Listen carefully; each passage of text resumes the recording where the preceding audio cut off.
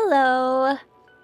Okay, so in this video I'm going to be helping you guys with masking. This video is primarily set for people who have just opened After Effects and this is the first thing you see and you're a bit overwhelmed, so I'm gonna help you through it. This over here is all of your panels.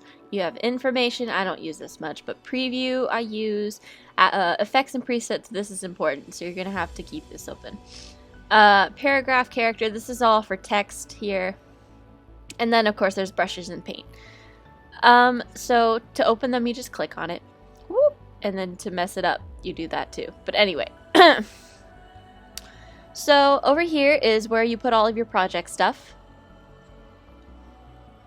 So if I was to put like this background, I don't know why it's not working, but let's try this one.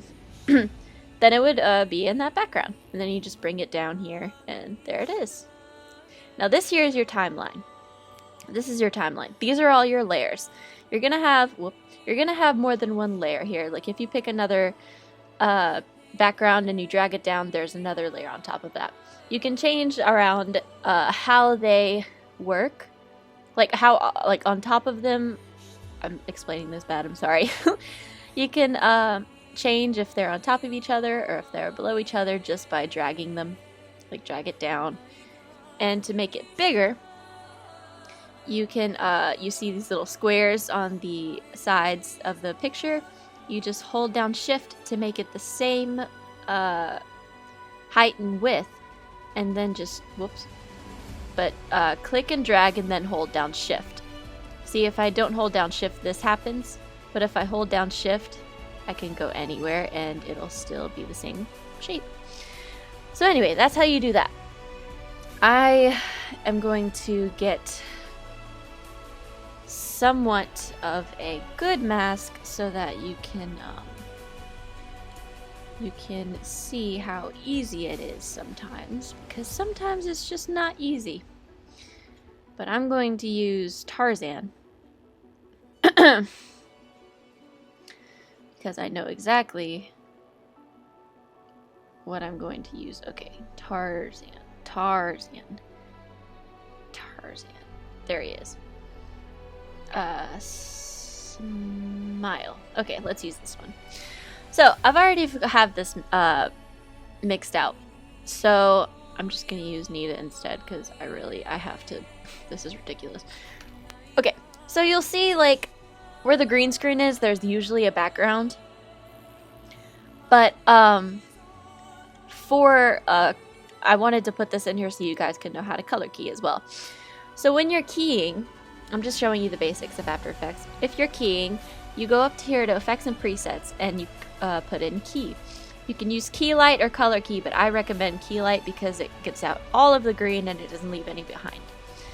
You go here to the filler button and just click the green, anywhere on the green, and then you'll see that it'll take out completely.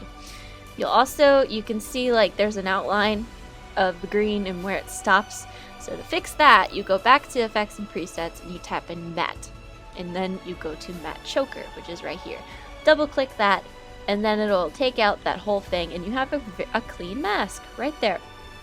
This right here is to zoom in to see on your timeline how long the mask is, because this is your layer. This is your layer mask. And this is a video. And this is a picture. See? It's fun. Anyway, so your workspace is also very important when you're saving a mask. So what I do is I go to the end of my mask and I hold down shift and it'll immediately take you to the end of the mask. And then I just press N on the keyboard and it'll bring my workspace all the way back to the end where my I forgot what this is called, time indicator is. So this is what the mask looks like. But I'm going to teach you how to Rotobrush now, so I'm just teaching you all the basics right now.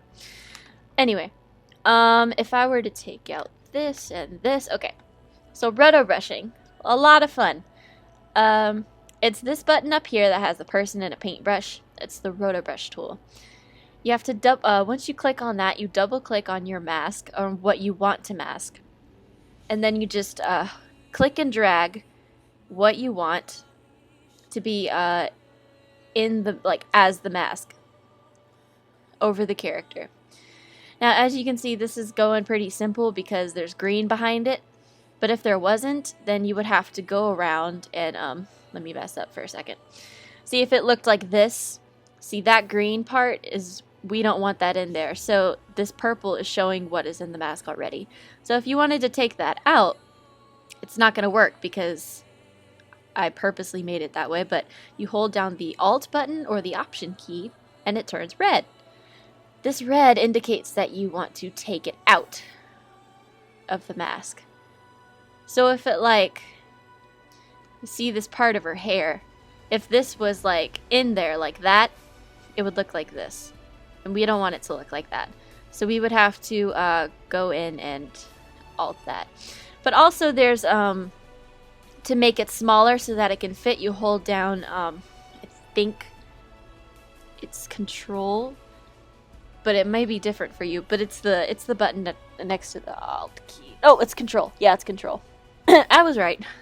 But you hold down that button and then you just drag your mouse whichever way, and it'll change the size of your mask. So it'll look like that. Anyway, that's how you Rotobrush.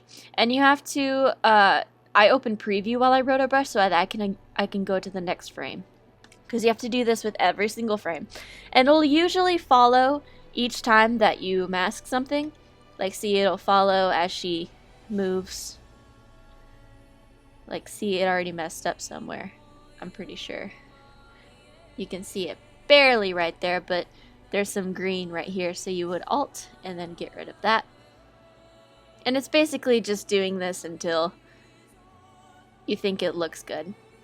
And then, you know, the next frame, and then the next frame, and then eventually, if you click it out, it'll be all done. So you can see there's a little bit of green around her. That happens in the actual films too, when you mask them.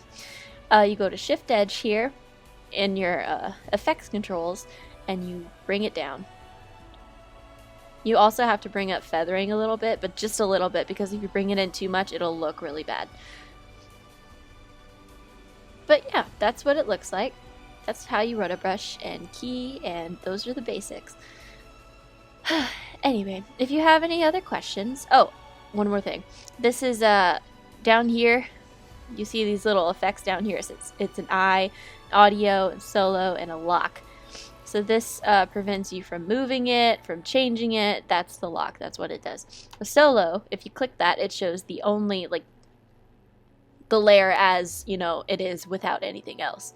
Unless you were to solo something else, then it would show that solo too. I use the solo whenever I'm saving a mask, and it saves so much time. To make a new composition, to make a new scene, you just go to composition and then new composition, and it'll pop up.